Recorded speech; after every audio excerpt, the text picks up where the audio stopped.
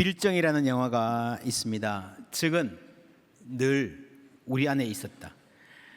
일제시대 독립군들 중에 일본이 심어놓은 스파이들이 있었다는 겁니다. 독립운동 하는 척 하면서 내부 정보 빼돌리고 거사계획을 적에게 알려주고, 그래서 운동이 큰 타격을 입었습니다. 그 중에는 일제가 심어놓은 사람도 있지만 독립운동 열심히 하다가 순수하게 하다가 잡혀가서 고문받고 혹독한 고문에 못 이겨서 회유되거나 그래를 받아들여서 이제 스파이 노릇하게 된 사람도 있었다 합니다. 이런 피해가 계속되다 보니 독립운동가들이 머리를 맞대고 서로 의논하면서도 이 안에 적이 있을지 모른다, 저놈일까? 서로 의심하는 분위기가 팽배해졌습니다. 나중에는 누군가가 일본 경찰에게 잡혔다가 풀려나면 혹시 그래 한 게 아닐까 의심하고 조직에 안 넣어주기도 했습니다. 오해받는 사람은 억울했겠지만 밀정 한 사람 때문에 조직이 노출되고 동지들이 잡혀가고 생명의 위협을 받는 일이 많았기 때문에 조심하는 것 당연하다 싶습니다. 그런데 이런 분위기가 계속 팽배하면서 밀정 자체 때문에 받는 타격 못지않게 서로 적일지 모른다, 어떤 놈이 나쁜 놈일까 믿을 수 없다, 의심하는 문화 때문에 훨씬 더 큰 타격을 받고 운동이 활력을 잃어갔다, 와해되어 갔다 하는 슬픈 역사가 있습니다. 이 긴장을 생각하면서 저는 오늘 이 말씀을 읽어봅니다. 사울이 다메섹에 있는 제자들과 함께 며칠 있을세. 여러분 21절에 보면요, 이 사람이 예루살렘에서 이 이름을 부르는 사람을 멸하려던 자가 아니냐, 아주 흉악한 사람인데 그럼에도 불구하고 회심하자 바로 다메섹 제자들이 받아들이고 함께 살았다. 놀라운 이야기입니다. 예수의 제자들에게 사울은 굉장히 위험한 사람이었죠. 7장에서 스데반이 순교하고 나서 8장은 이렇게 말합니다. 경건한 사람들이 스데반을 장사하고 위하여 크게 울더라. 사울이 교회를 잔멸할새 각 집에 들어가 남녀를 끌어다가 옥에 넘기니라. 지금처럼 교회 건물이 있고 간판이 붙어있고 이런 데 없었잖아요. 교인 명단 이런 것도 없었습니다. 가정집이나 가게, 공장, 창고 이런 갖가지 장소에서 소규모로 모여서 예배 드렸습니다. 이런 상황에서 그 공동체가 모여서 예배하는 곳, 예배하는 사람들의 얼굴이 알려진다는 것은 대단히 위험한 일이죠. 그런데도 다메섹의 제자들은 사울을 받아들였습니다. 함께 지냈습니다. 그래서 이 다메섹의 제자들이야말로 신약의 교회를 가능하게 한 진정한 영웅들이었다 할 수 있습니다. 시작은 이 장면입니다. 17절 말씀 함께 읽습니다. 아나니아가 떠나 그 집에 들어가서 그에게 안수하여 이르되, 형제 사울아, 주 곧 내가 오는 길에서 나타나셨던 예수께서 나를 보내어 너로 다시 보게 하시고 성령으로 충만하게 하신다 하니. 형제 사울아, 아나니아가 누워있는 사울을 찾아가서 한 첫마디가 형제 사울아입니다. 처음에 하나님께서 아나니아에게 사울 찾아가라 했을 때에 아나니아는 펄쩍 뛰었습니다. 무슨 말씀입니까? 대단히 위험한 사람입니다. 못 갑니다. 그런데도 순종하고 갔습니다. 가서 첫마디가 형제 사울아. 놀랍지 않습니까? 원수였는데. 저는 생각해 봅니다. 아나니아가 이 말을 준비하고 갔을까요? 아니면 가서 그냥 입에서 나왔을까요? 제 상상으로는 후자에 가까운 것 같아요. 경험상 갈 때는요, 하나님 가라니까 그냥 안 갈 수도 없고 내키지 않는 마음으로 갔을 수도 있어요.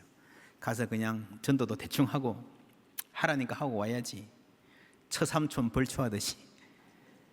성경적으로 말하면요, 요나가 니느웨 전도하듯이 회개하려면 하시든지 안 해도 좋고 그랬을 수도 있습니다. 그런데 막상 가서 보니까요, 불쌍해 보여요. 사랑의 마음이 생겨요.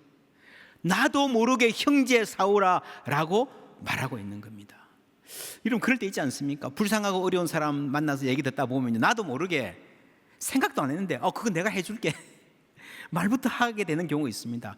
하나님이 이런 마음 통해서 일하십니다. 여러분 사울이 하나님의 자녀가 되는 그 순간이 바로 아나니아의 형제가 되는 순간입니다. 어떤 부모에게 둘째 아들이 태어나요. 부모에게 아들이 생겼다. 큰아들에게 동생이 생겼다. 뭐가 먼저예요? 동시에 일어나는 겁니다. 신학적으로 말하면 한 사람이 하나님의 자녀 되는 것, 구원받는 것, 구원론이라 그러고 교회의 일원이 되는 것을 교회론이라 그러는데 사실은 이 둘이 따로 떼어서 설명할 수 없는 겁니다. 많은 신학이 이걸 떼서 자꾸 설명하려고 그러니까 무리가 생기는데 그렇지 않습니다. 탕자의 비유로 보면요, 구원론은 둘째 아들이 와서 아버지 품에 안기는 거예요. 그럼 당연히 따라와야 되는 게 뭔가 하면 첫 아들이 둘째 아들을 받아들이는 것, 그게 교회론입니다. 삭개오 이야기 우리 계속하고 있는데 예수께서 이르시되 오늘 뭐가? 구원이 이 집에 이르렀으니. 구원론이죠. 이 사람도 아브라함의 자손 여러분 중에 한 명입니다 라고 이야기할 때 이게 교회론인 겁니다. 함께 가는 것입니다. 우리가 울림과 어울림, 우리 교회 새가족반에서 거듭 공부합니다. believing 다음에 belonging이 있고요, 속하는 것입니다. 그 다음에 becoming, 어떤 사람이 되어가는가, 이 세 개는 늘 함께 갑니다. 믿고 그리고 속하는 거죠. 하나님을 믿고 영접하고 우리가 형제 자매가 되는 거죠. 현실적으로는 속함이, belonging이 먼저 오는 경우도 많습니다. 아직 예수 잘 모르는데 교회에 나와요. 그렇죠? 같이 예배도 드리고 밥도 먹고 축구도 하고 청년부 회원도 되고 선회도 가고 뭐 예수 잘 모르는데 대표기도 하라 그러면 뭐 그냥 써가지고 하고 뭐 그러잖아요. 그죠? 그러다가 어느 순간에 믿게 되는 belonging이 believing에 앞서는 경우도 사실은 많아요. 그래서 여러분이 믿는 이 일에 하나님의 가족들이 받아들여 주는 것, 환대하고 포용해 주는 것이 얼마나 중요한지 모릅니다. 그걸 통해서 하나님이 자기 백성을 만들어 가시는 겁니다. 밀정이라는 영화, 일제시대 다루죠. 야만과 폭력의 시대입니다. 청년 사울이 칼을 들고 날뛰던 시대도 야만과 폭력의 시대였습니다. 여러분, 이런 시대를 통과하면서 선량한 사람들도요, 순수한 사람들도요, 긴장하고 경계하게 됩니다. 서로 의심하게 되고 그게 쌓이면 서로 미워하게 됩니다. 상처가 쌓입니다. 여러분, 그래서 긴장하고 경계하면서 그것으로 피해를 조금 줄일 수 있을지는 모르나 종래는 훨씬 더 큰 피해를, 손해를 받게 되는 겁니다. 그 긴장함으로, 경계함으로 결코 우리는 그 폭력을 이길 수 없습니다. 환대, 포용이 필요한데, 그런데 여러분, 이 포용이라고 하는 것은요, 늘 내가 상처받을 수 있는 가능성, vulnerable하게 된다 그러죠. vulnerability를 포함합니다. 여러분, 사랑하기 원하십니까? 그러면 꼭 물어봐야 될 질문이 있습니다. 상처받을 준비가 되어 있습니까? 여러분, 어떤 젊은이가 어떤 이성을 사랑한다 그러십시다. 짝사랑이죠. 여러분, 그날부터요, 상처받을 준비를 해야 되는 거예요. 자존심 세우면서 여러분 사랑을 구할 수는 없잖아요. 부모의 사랑은 더욱더 그렇습니다. 이런 자녀 키우면요, 이 조그만 것들이 부모를 얼마나 무시해요. 그죠? 뭐 귀찮다 그러고, 뭐 엄마는 뭘 모르면서 그런다 그러고요. 사랑은 vulnerability, 상처받을 가능성 앞에 자신을 개방하는 것입니다. 상처받지 않으려고, 배신당하지 않으려고 문을 꽁꽁 걸어 잠그고 마음을 감싸기만 하면요, 사실은 외로움이 더 깊어간 것입니다. 그것이 오늘 이 시대의 병통입니다. 예수님도 그러셨잖아요. 가룟 유다를 끌어안으셨는데 가룟 유다가 칼을 들이댔지 않습니까? 배신당했지 않습니까? 그런 생각 안 해보셨습니까? 왜 예수님은 가룟 유다를 좀 뽑아내지 않으셨나? 그런 놈, 너 집에 가라. 다 하셨을 텐데. 여러분, 예전에 태조 왕건인가 보면요, 궁예가 나와서 그런 거 한 적 있습니다. 관심법 아십니까? 딱 보면 안 돼요. 날 배신할 놈들은 역모를, 역심을 품고 있는 사람 안 돼요. 그래서 뽑아서 이렇게 처단하잖아요. 핵심 참모들 한 20명 된다 그러십시다. 한 사람 뽑아서 처단했습니다. 집에 가라 그랬습니다. 그러면 남은 19명이 다 한 마음으로 사랑하면서 신뢰하면서 함께 갈까요? 그렇지 않습니다. 조금 시간 지나면 또 다른 놈이 눈에 거슬리는 거예요. 너도 문제 있어. 아니, 네가 더 나쁜 놈이야, 그때 그 사람보다. 그렇죠? 결국에는요, 아무도 남아있지 않는 거예요. 궁예는 여러분 초기에 민중의 스타였습니다. 희망을 주는 존재였습니다. 그런데 자기가 뭔가를 가지고 그거 뺏기지 않으려고, 상처받지 않으려 했기 때문에 결국에는 완전히 망하고 말았습니다. 여러분, 예수님이 가룟 유다 너 집에 가 그랬으면요, 나머지 11명이 잘 갔을까요? 그 다음에 또 누가 가야 돼요. 그렇지 않습니까? 베드로도 남아있을 자격이 없어요. 그렇게 비겁하게 배신할 사람 어떻게 12 중에 한 명 둡니까? 수제자입니까? 말이 안 되죠. 결국엔 다 가야 돼요. 다. 아무도 안 남아요. 아무도 자격 없어요. 예수님께서 상처받을 각오 하시고 품어주셨기 때문에 사도들이 있고 베드로가 있고 오늘 사도행전이 있는 겁니다. 청년 사울까지도 사랑해 주신 거예요. 그 사랑이 있기 때문에 오늘 우리가 있고 오늘 포항제일교회가 있는 줄 믿습니다. 그게 하나님의 은혜예요. 그래서 여러분, 신뢰의 공동체를 만드는 것은 누군가 상처받을 각오를 하지 않으면 불가능합니다. 오늘 119년 동안에 이 교회가 이렇게 성장할 수 있었던 것은요, 누군가 그 상처를 감내하면서 섬겼기 때문입니다. 여러분, 교회 섬겨보세요. 교회 학교 부장을 하든 찬양대 대장을 하든 사랑방 목자들, 여러분 뭐 얼마나 상처 많은지 몰라요. 막 오라 그래도 안 오고요, 뭐 전화해도 씻고요. 교회 학교 선생님들은 안 그렇습니까? 그런데 그거를 각오하면서 섬기고 사랑했기 때문에 교회가 있는 거예요. 여러분, 가정이 있는 겁니다. 이제 사울이 예루살렘으로 갑니다. 사울이 예루살렘으로 가서 제자들을 사귀고 하나 많은 시간이 지난 후입니다. 그런데 그때까지도 다 두려워하여 그가 제자됨을 나는 안 믿어, 그 사람 변했을 리가 없어 라고 하는 거죠.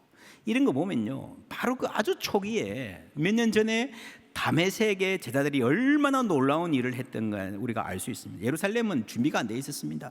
그런데 한 사람이 있었어요. 누구예요? 27절에 바나바가 사도들에게 가서 그가 길에서 어떻게 주를 보았는지, 주께서 그에게 말씀하신 일, 그리고 다메섹에서 그 어떻게 예수의 이름으로 담대히 말하였는지를 전하니라. 바나바가 추천하고 보증해 줍니다. 성경에 이 바나바가 착한 사람이라고 하는데 여러분, 그냥 아주 순진하고 착한 사람이 아니에요.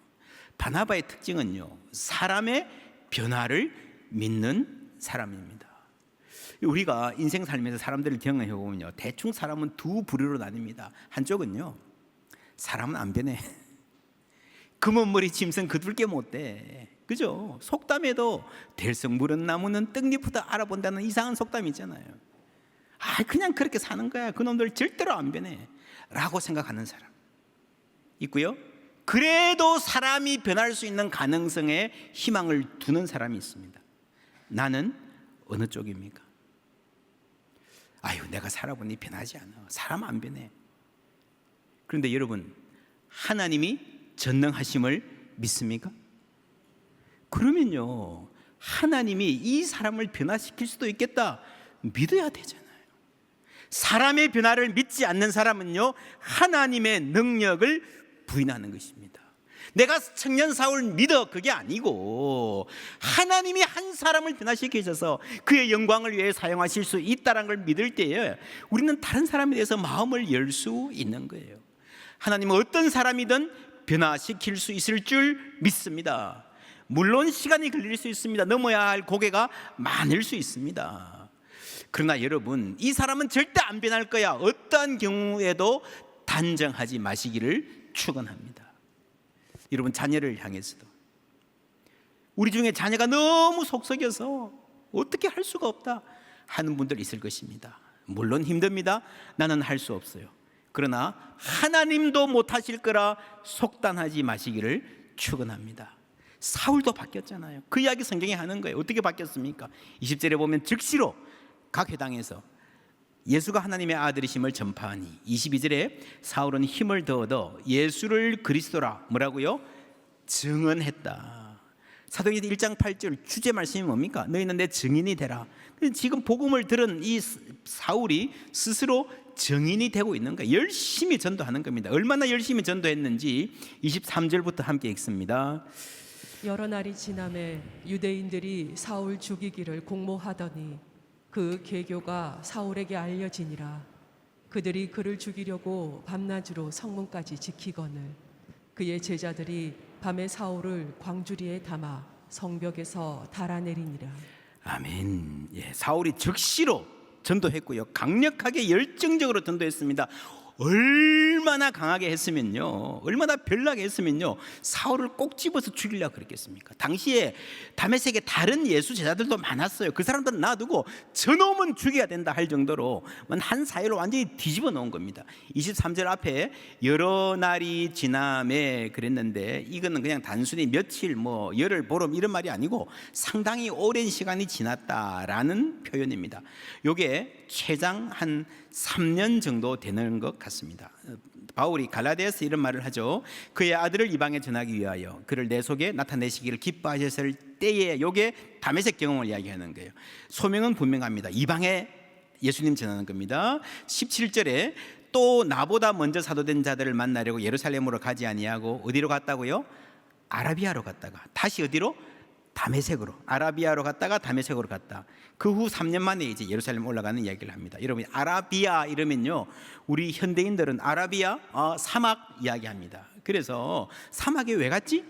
조용한데 혼자 수양하고 영성 수련하고 기도하러 갔구나 예상할 수 있지만 사실은 그렇지 않습니다. 당시 아라비아는요, 이 지도에 보면 맨 밑에 여러분 페트라라는 도시 보이죠?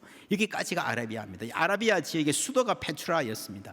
지금도 여러분 성지순례라는 타이틀로 요르단 이스라엘 가시면 꼭 가는 데가 있습니다. 페트라 가보시면요, 이런 이 바위를 깎아서 엄청난 궁전을 만들어 놨습니다. 가보신 분 계시죠? 그죠? 얼마나 어마어마한 건물들이 있습니다. 이런 고도의, 아라비아는 대부분 사막이지만 그 기퉁에 있는 수도 페트라는요, 깜짝 놀랄 만한 문명 사회였습니다. 그래서 아라비아로 갔다가 다메섹으로 가는 이 시간은요, 그냥 혼자 보낸 시간이 아니라 열심히 전도한 시간이에요. 여러분, 바울이 그냥 혼자 개인 조용한 시간 가지려고 그랬으면요, 왜 다메섹에서 사람들이 바울을 체포하러 다녔겠습니까? 그렇죠. 그 경로를 보시면 페트라, 아라비아의 수도 페트라에서 다메섹까지 이런 지역을 아래 위로 빨간 원 단위 맨 밑에 페트라가 있고요. 그 중간 지역에 있는 도시 이름들은 데카폴리스입니다. 10개의 도시, 폴리스는 그리스식 도시죠. 이방 지역이라고 요단 서편에 있는 도시고요. 그 데카폴리스 중에서 최고 북단에 있는 도시가 다메섹이에요. 다메섹도 데가볼리입니다. 데카폴리스입니다. 그런데 재밌게도 복음서에 보면요, 예수님이 이쪽 요단 동편에 가브나움과 갈릴리에서 사회 가시다가 자주 배를 타고 갈릴리를 건너서 그라사, 가다라 이런 데가볼리 지역을 가서 전도하시거든요. 예수님 이방 전도하셨어요. 그렇게 보면 바울이 뭐 했는가 하면요, 이 다메섹에서 그러니까 맨 밑에 페트라에서 다메섹까지 오고 가면서 데가볼리 지역을 전도했습니다. 남북으로. 그렇죠? 종단하면서. 그런데 예수님은 동서로 횡단하면서 데가볼리 지역을 전도하셨어요. 원을 그려보면요, 그 지역이 이렇게 겹쳐요. 그래서 이 3년 동안에 사울이 전도한 지역은요, 예수님이 다녀가신 마을을 밟았을 가능성이 많습니다. 그죠? 그라사에 갔을 때에 예수님 오셨을 때 내가 이렇게 만났어요. 우리 병 고쳐주셨어요. 우리한테 말씀 주셨어요. 그런 간증과 흔적들이 남아 있었을 거예요. 성지순례하는 거예요. 글자 그대로. 그 전도 여행하는 거죠. 그러면서 예수님의 길이 바울의 길이 되는 겁니다. 그런데 이런 아주 중요한 인생의 선교의 초기 출발이 있는데, 바울은 처음부터 이방의 사도로 부름받았잖아요. 그런데 지도를 놓고 보면요, 굉장히 작은 지역만 3년 동안 왔다 갔다 했습니다. 우리가 아는 바울 그러면 막 세계 지도가 막 엄청나게 그려지잖아요. 이거죠. 막 로마, 스페인, 안디옥, 마게도니아, 아테네까지. 그런데 초기의 바울은요, 이 3년 가까운 기간을 요 좁은 데만 왔다 갔다 했어요. 물론 당시에 청년 사울은요, 그것만 해도 예루살렘에 이 옹글종글 모여 있는 사도들에 비하면 굉장히 넓은 광활한 대지를 다닌다고 생각했을 거예요. 그래서 사울이 초기에 맨 처음부터 이방에게 하나님의 아들을 전하라 그랬는데, 그가 생각하는 이방은 요 지역 데가볼리 중심으로 왔다 갔다 하는 정도로 생각했던 것 같습니다. 처음부터 머릿속에 그리 큰 지도가 있지 않았습니다. 근데 사도행전이 계속되면서 이 사울의 머릿속에 지도가 점점 커지고 마침내 월드 크리스찬이 되는 겁니다. 아나니아 만나죠. 그 다음에 다메섹 제자들하고 교제하죠. 그 다음에 예루살렘 교회를 섬깁니다.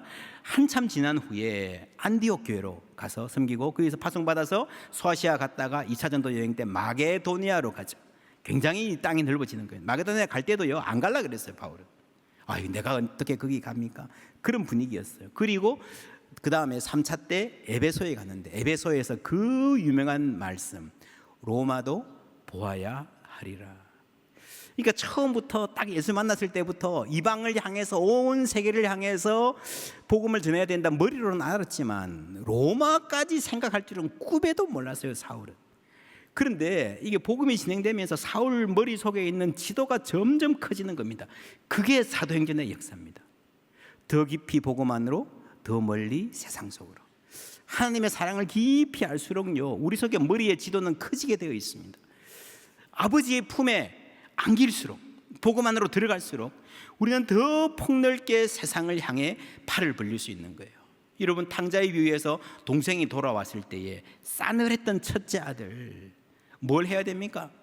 그래, 내가 동생을 품어야지 억지로 노력하기보다 자기도 아버지의 품에 안기는 거예요. 주의 친절한 팔에 안기세. 찬송 있잖아요. 그 다음 뭡니까? 우리 마음이 평안하리니. 그겁니다, 그거. 여러분, 이 첫째 아들이 동생을 거부하는 것은요, 마음이 평안하지 못해서 그래요. 아버지의 품에 안기고 아버지의 사랑을 알고 그 체온을 느끼고 평안이 있으면요, 샬롬이 있으면요, 바뀌는 거예요. 사람이 넓어지는 거예요. 그래서 하나님의 사랑을 알면 알수록 우리는 세계적인 그리스도인 될 줄 믿습니다.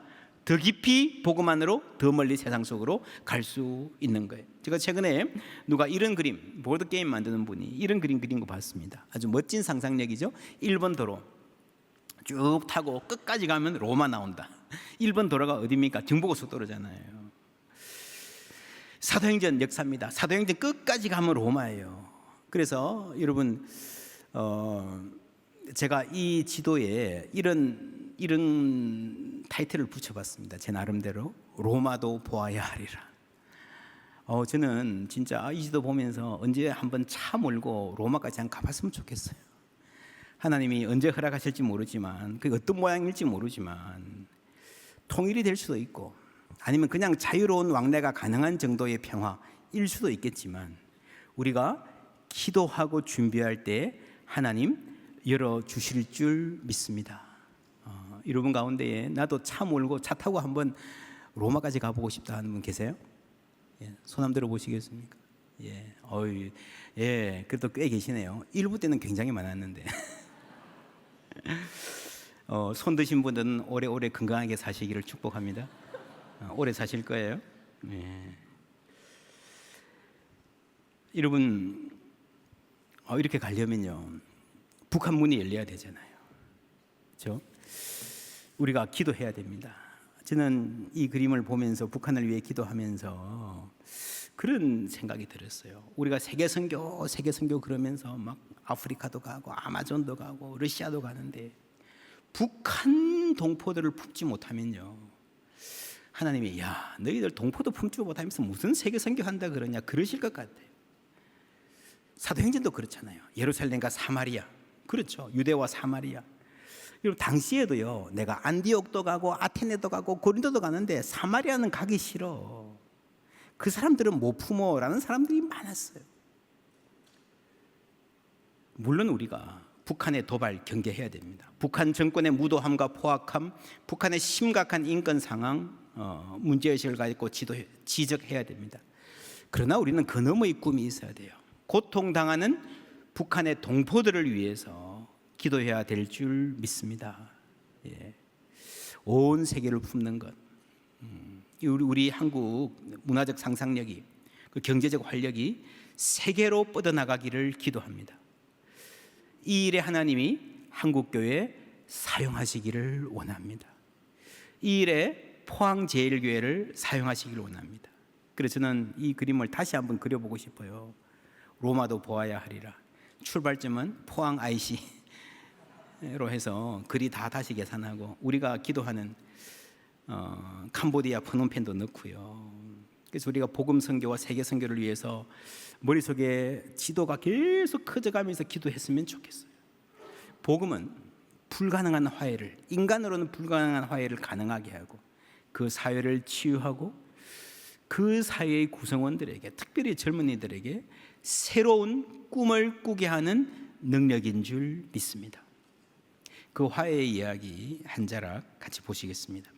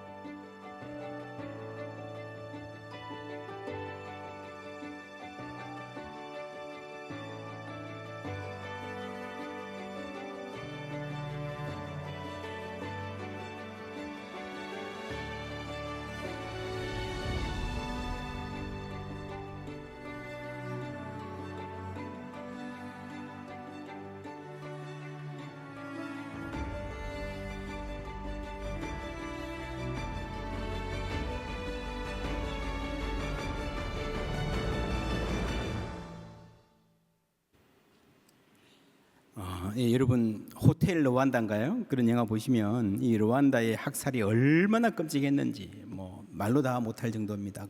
90년대 이 별로 오래된 이야기도 아니거든요. 근데 서방 언론들, 서방 지도자들이 그렇게 책임적으로 반응하지 않았습니다. 다 모르는 채 무관심 가운데 이런 일이 일어났습니다. 자료들을 찾아보시면 이 화해를 위해서 교회가 큰 역할을 감당했다 하는 기사들이 굉장히 많습니다. 로잔 대회도 모여서 르완다 간증하고 세계 지위를 촉구하고 했었습니다. 그래서 이 한 사회가 정말 가난한 나라고 세계에서 가장 위험한 나라였는데 아주 짧은 시간에 서로 화해하니까 이렇게 안전한 나라로 바뀌어가고 있다. 얼마나 감사한 일인지 모릅니다. 오늘 우리 교회 생일인데 우리 교회가 어떤 교회가 되어야 할까? 오늘날 한국 교회가 이 사회의 화해의 일꾼이 되고 있는가? 오히려 사회 갈등을 부추기는 일을 하고 있지는 않은가? 반성해 볼 일입니다. 우리 교회는 포항 지역 어머니 교회, 아주 감사한 전통이 있습니다. 많은 교회를 개척했고요, 많은 교회들을 함께 성장했는데 중심이 되었습니다. 역사를 이렇게 들어보면 옛날 어르신들이 우리 교회가 한강 이남에서 이거 가장 먼저 했습니다. 이런 일들 많아요. 그만큼 앞서간 포항이 그렇게 큰 도시도 아닌데 가장 앞서가던 그런 교회입니다. 참 자랑스러운 전통입니다. 그런데 여러분 그거 옛날 이야기인 거 아시죠? 한강 이남이라는 말이 언제적 이야기입니까? 옛날에는요, 이 지방의 대학들이 우리 대학이 한강 이남에서 최고라는 말을 꽤 자주 했습니다. 근데 여러분 서울대학교가 한강 이남으로 이사 온 지가 언제입니까? 그죠? 서울에 가면 여러분 남산 있잖아요. 남산이 이 서울의 북쪽에 있습니까? 남쪽에 있습니까? 옛날에는요, 사대문 중심으로 보면 저 남쪽에 남산이 있었어요. 그죠? 지금은 서울의 북쪽입니다. 아주 옛날 일. 포항의 어머니 교회라는 말도 감사한 말이지만, 그리고 우리가 이 지역에서 역할을 잘 감당해야 되겠지만, 이제는 우리 교회의 영향력이 이 포항이라는 범위를 넘어서야 됩니다. 이건 우리가 그만큼 잘났다 이 말이 아니고요, 시대가 그런 시대라는 겁니다. 유튜브에 뭘 올리면 포항 사람을 봅니까? 아니잖아요. 우리가 실시간으로 아프리카와 유럽과 대화하는 시대입니다. 한국 사람들이 만든 드라마를 실시간으로요, 유럽 사람들이, 남미 사람들이 보는 그런 시대입니다. 우리 자녀들을 거기에 맞게 키워야 될 줄 믿습니다. 우리도 변해야 돼요. 우리 머릿속에 있는 지도도 제발 좀 넓어져야 됩니다. 사도행전이 바로 그 이야기하고 있는 겁니다.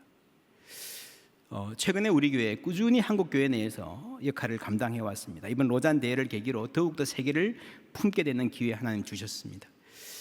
최근에 우리 교회가 많이 큰 교회가 되었습니다. 이거는 뭐 사이즈가 커지고 숫자가 늘어나고 교회 건물이 커졌다는 이야기가 아니라 꿈이 큰 교회, 하나님 주신 비전, 그게 바로 사도 바울의 이야기입니다. 사도 바울은 작은 사람이었는데 많이 해봐야 자기 민족, 자기 그 서클, 그 안에만 관심 있는 사람이었는데 결국 세계를 품는 사람 되었습니다.